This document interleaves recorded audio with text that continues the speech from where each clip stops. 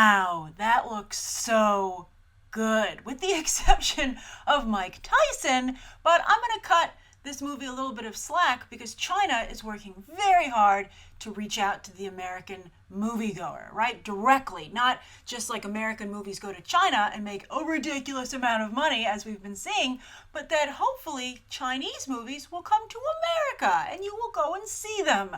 And so that's why you're seeing this trailer obviously made to appeal to not just maybe an American audience, but a non-Chinese speaking audience. Hence the total lack of dialogue in the trailer. And it doesn't really need dialogue at this point.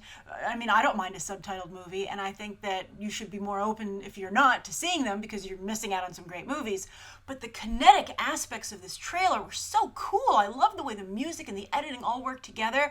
It was extremely energetic. It's actually one of like the best trailers I've recently seen. I would put this up there with the Furious 7 trailer, which also made me just be like, okay, I'm ready to watch this right now. I mean, I wasn't even sure if I was going to review this trailer. I was like, well, the Chinese movie industry is getting very aggressive. They're really trying to reach out to America. I should check this out. And then I was like, holy crap, this is amazing. Now, I want to talk about Yip Man in just a minute.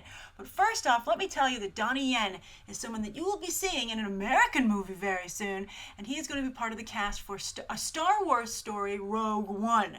So he is a talent to watch, and he's one of the biggest talents in China already, but he's going to be one of the first people to try and bridge the divide. You know, that China uses to get American moviegoers to see their movies, and then Hollywood uses to get Chinese moviegoers to see their movie. So it's like someone like, he has real crossover appeal. So I think that's very cool, and he looks like he's doing a great job here. Now, Yip Man, I wanted to touch on this. Now, this is obviously the third of these films, but Yip Man is actually a real-life martial arts figure, out of China, very famous, a legendary martial arts teacher. And he was also the focus of another recent film that I actually reviewed, The Grandmaster, from Wong Kar-wai. Now, Wong Kar-wai's The Grandmaster wasn't nearly as commercial as this film, but because it was more of an artistic film, I really liked how it focused on the philosophical aspects of martial arts and the teachings of Yip Man. It's something I'd never considered before. So I think that not only does this movie look really good, but if it can open up your mind and expose you to Yip Man and maybe to encourage you, maybe they'll hint on the teaching. Has anyone seen an Yip Man movie? This is the third. So in the first two, did they talk at all about his teachings? You can see that he walks a very heroic path. We can get that from this trailer. Saving the innocent, fighting off bad guys, etc.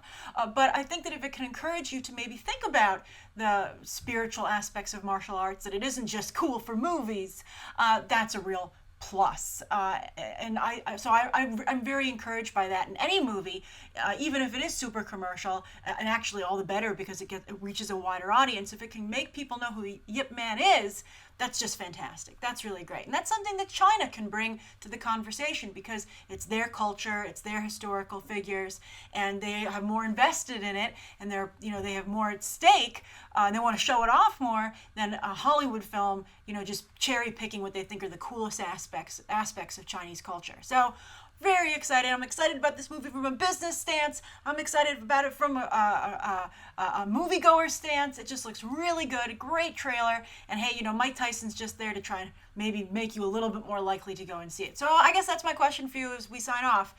Would you have seen this movie even without Mike Tyson? And if not, does Mike Tyson make you maybe want to go, or you're like, I'm still not watching this movie? I think it looks great. I think it looks really, really good. All right, and also, are you interested in Chinese movies? As we have the Great Wall coming with Matt Damon. It's a Chinese co-production. That's a really big deal. So I'm curious, how do you feel about this coming Chinese film revolution? All right, thank you so much, and you leave your thoughts down below, and you can check out some other episodes right now.